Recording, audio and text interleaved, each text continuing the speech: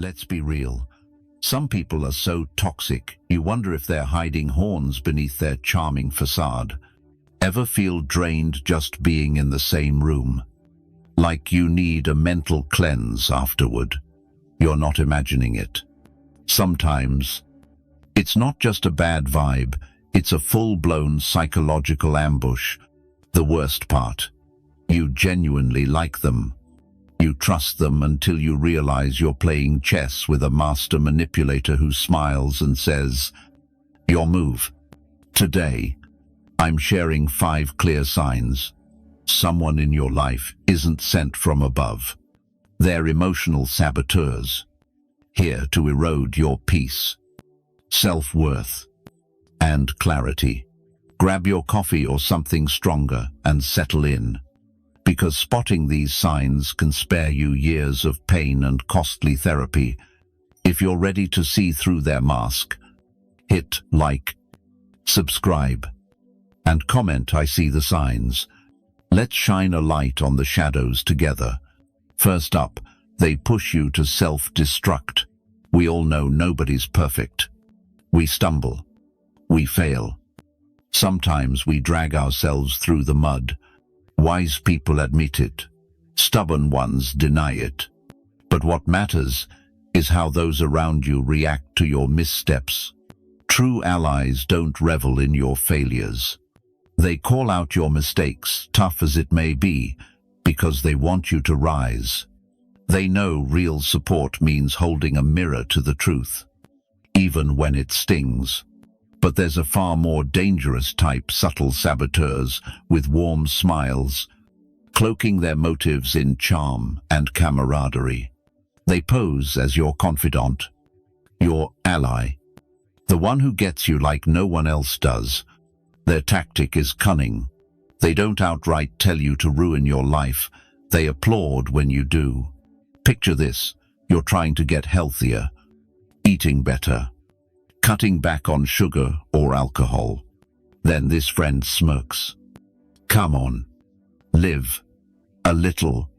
You're no fun anymore." They're the first to shove cake in your face at a party or pour you another drink when you've said no more. They make you question your goals, framing discipline as rigid or selfish. I once knew a guy, let's call him Robert, when I was younger. He was magnetic. The life of every room. Everyone loved being around Robert. His humor could diffuse any tension. When I was working on sobriety, trying to turn my life around, he'd say, "You're doing great, but one drink won't hurt. You've earned it." He'd buy me a glass before I could object, toasting with that easy grin. At first, I thought it was friendship. I convinced myself he was supporting me in his own way. But one night, after a relapse I swore I'd never repeat, it hit me. He didn't want me strong. He needed me weak. My clarity forced him to face his own demons. And as long as I kept drinking, he could avoid his own reflection. That's their mindset. They don't just tolerate your failures, they thrive on them. Your missteps validate their choices. Misery loves company, but it craves the compliant most. They can't admit they're lost, so they drag you along. They're masters at disguising this as kindness. They don't shout, "Take the risk." Instead, they murmur, "Don't be so hard on yourself." Right when you're teetering on old mistakes. The real danger isn't just that moment, it's the slow erosion of your resolve. Stoicism teaches that your mind is a fortress, one you must guard fiercely. As Epictetus said, "No one is free who is not master of themselves." These people want your gates wide open, your defenses down.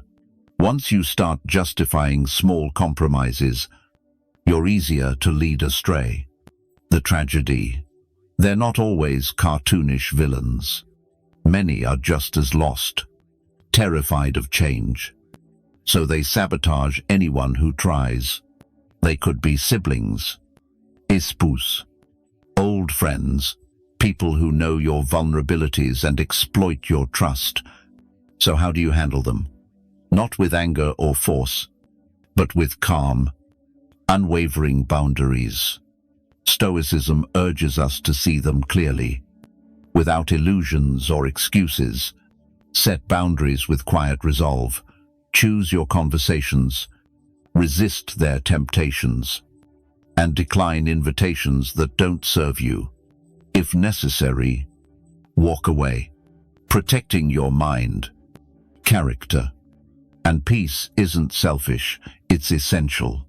I'm not here to make you paranoid, but to arm you with clarity.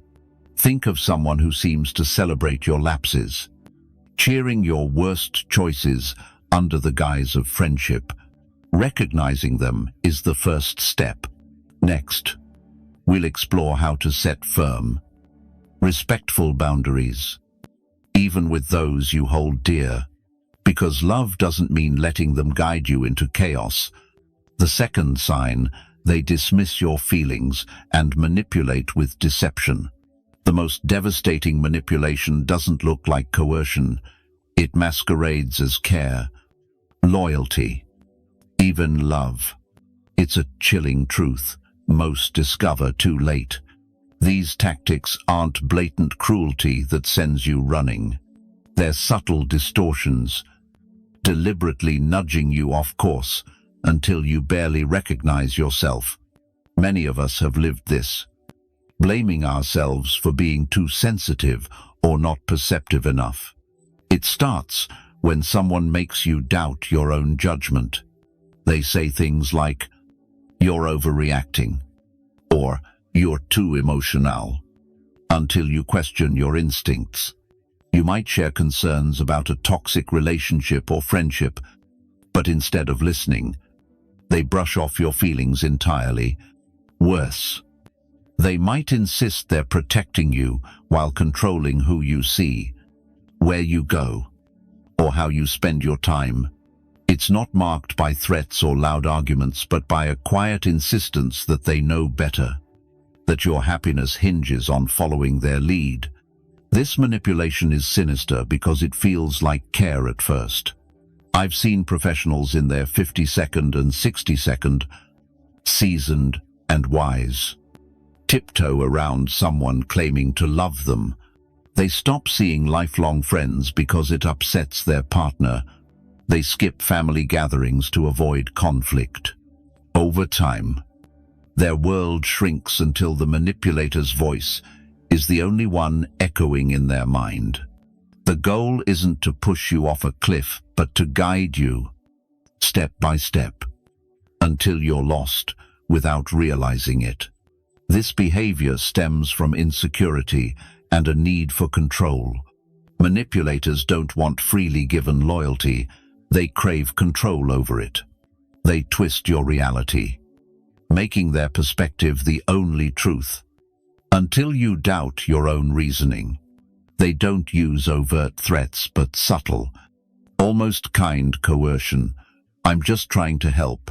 I want what's best for you. No one gets you like I do." Eventually, you stop resisting, not because you agree, but because you're exhausted from fighting over what's real. Stoicism offers clarity here. You can't control others' actions, but you must fiercely protect your mind. Epictetus said, "We are disturbed not by things, but by our opinions of them."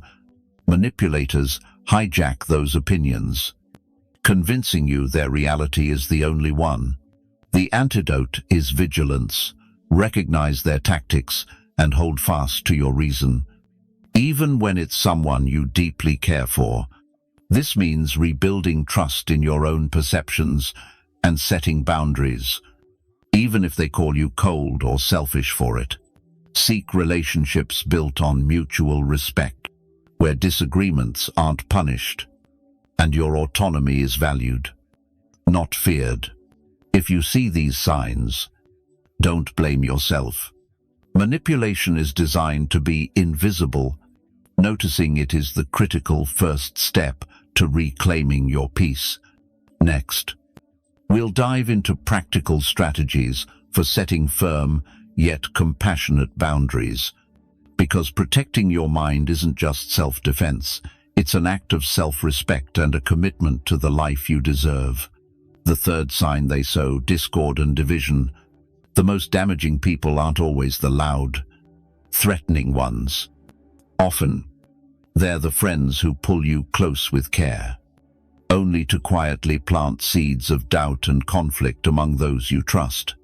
These master manipulators turn intimate conversations into leverage, subtly creating cracks in your relationships. By the time you see the damage, they've moved on, feigning loyalty and concern. Here's how they operate. They position themselves as your biggest advocate, encouraging you to confide in them, painting themselves as a safe haven. But every vulnerability you share becomes a tool, carefully repurposed, to distort your fears into betrayal or spark conflict while they stay above the fray. They thrive on chaos and division, as it makes them the indispensable advisor in your world. Their harm isn't always loud. It spreads through whispers, skeptical glances, and well-timed suggestions that question others' motives and loyalty. This isn't petty gossip. It's a profound form of control. By inserting themselves between your relationships, they ensure they hold the power to shape perceptions, deciding who's right, wrong, trustworthy, or not. Over time, they become the gatekeeper of your connections. Make no mistake, their targets aren't just casual friendships. They aim for marriages, families, any bond strong enough to challenge their influence. Psychologically, they're driven by insecurity and a need to feel essential, unable to tolerate others, forming independent, healthy connections. By fostering division, they create dependency. You turn to them for advice, clarity, or peace, and they offer just enough to keep you hooked. This is predatory behavior, feeding on trust, love, and vulnerability. Stoicism reminds us to guard our judgment vigilantly. Marcus Aurelius warned that others' opinions shouldn't rule us. We must discipline our perspective. This wisdom is crucial when facing those who sow discord. You must be ready to spot their tactics. Even if it hurts to admit someone you trust isn't safe, step back and ask, does this person bring clarity or confusion? Do they resolve conflicts or revel in them? Are they invested in my well-being or in my reliance on them? The Stoic response is calm. Awareness: limit what you share. Refuse to be pitted against others. And prioritize honest communication with those you love. If needed, create distance, not out of spite, but to protect yourself and the relationships you cherish. Recognizing their harm is strength, not weakness. Next, we'll discuss how to set unapologetic boundaries that preserve your integrity and peace. Because maintaining clarity in your closest relationships isn't just a personal choice, it's a duty to those who trust you most. The fourth sign: they drain your emotional reserves. Ever meet someone who seems like the answer to your prayers? A supportive friend, a kind neighbor, a family member who finally understands you. They appear when you're at your lowest, offering a listening ear, ready help, and promises of loyalty that make you feel secure. But over time, their true nature emerges not through dramatic betrayals, but through small, insidious acts that chip away at your strength. These emotional vampires are experts at spotting your weaknesses and pressing on them, disguised as concern. Their personal questions aren't about healing you, they're about cataloging your vulnerabilities to use later. What feels like support starts to resemble an interrogation, I once saw an older friend go through this with a new acquaintance from church. At first, the guy seemed like a blessing, bringing groceries, checking on her health, offering to help with chores. She felt lucky, especially after losing her spouse. But gradually, I noticed she spoke less with her grown children. She'd say they didn't understand her like he did. She skipped family dinners to spend time with him. And if anyone questioned his intentions, she'd get defensive, insisting, "He's the only one who's there for me." The truth was far darker. He was subtly convincing her that her kids were selfish, that they didn't truly care. He needed her isolated to dominate her world. Emotional predators like this don't broadcast their motives. They cloak them in kindness to gain control. They appear as empathetic allies, earning your trust by making you feel uniquely understood. Unlike anyone else in years, they become your go-to for every low moment or triumph. But with each secret you share, they gain more power. Their goal not to uplift you, but to own you. As your reliance grows, so does their influence. They criticize those who care about you, labeling those relationships toxic. They make you doubt your judgment, subtly shaming you for spending time elsewhere. Psychologically, they thrive by creating emotional scarcity, by draining your confidence and cutting you off from other sources of support. They make you crave their approval. You find yourself apologizing for imagined faults, bending your values to avoid their disapproval, taking blame to keep the peace. The tragic irony is that while you fight to save the relationship, they have no interest in meeting you halfway. They want your submission, not partnership. It's a one-sided exchange that leaves you exhausted, disheartened, and hollowed out. Stoicism calls us to be vigilant gatekeepers of our minds and hearts. Marcus Aurelius wrote that our souls take on the color of our chosen thoughts. When we let these people flood our lives with doubt and self-loathing, they don't just shift our mood, they alter who we are. The Stoic solution is tough but vital. Confront the reality of their impact with unflinching honesty. See the relationship for what it is, not what you wish it to be. Accept that some people can't be reasoned with or saved because they don't want to change. If someone consistently leaves you feeling depleted, diminished, or weak, that's not love or friendship, it's predation. The kindest thing you can do for yourself, and even for them, is to step back, reclaim your mind, your peace, and the self you were before their influence. Next, we'll explore practical ways to build boundaries that protect you without falling into the manipulative traps you're trying to escape. Because you don't just deserve to survive these relationships, you deserve to thrive, free from their grip.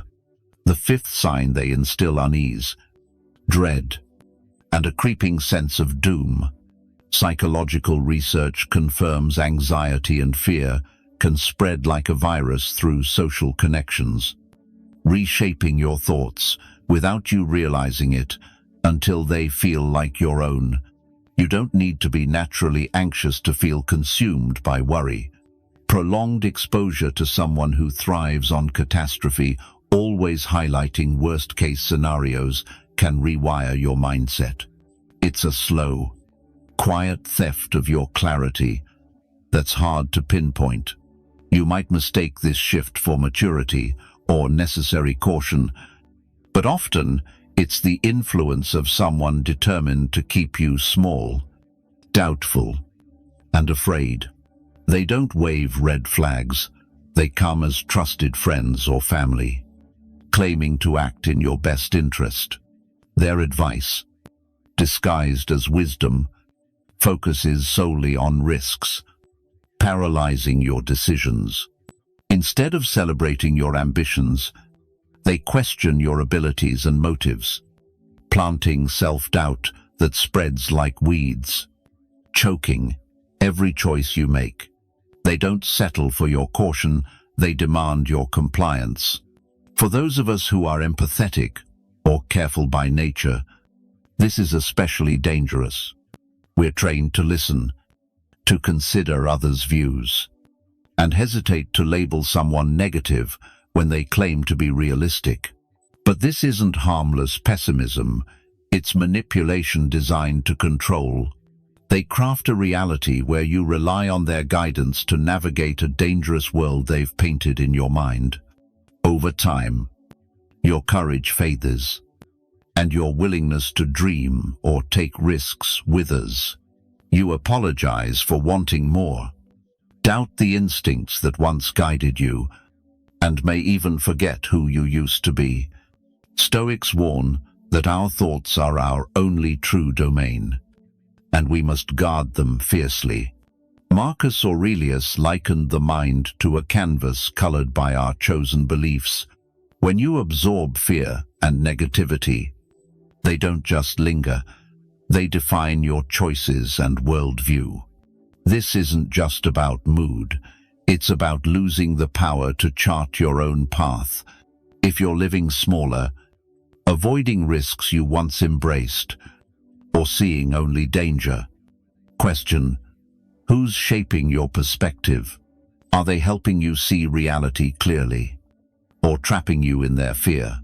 The Stoic response is to set mental boundaries, choosing who influences your life and distinguishing between warnings born of care and those meant to control.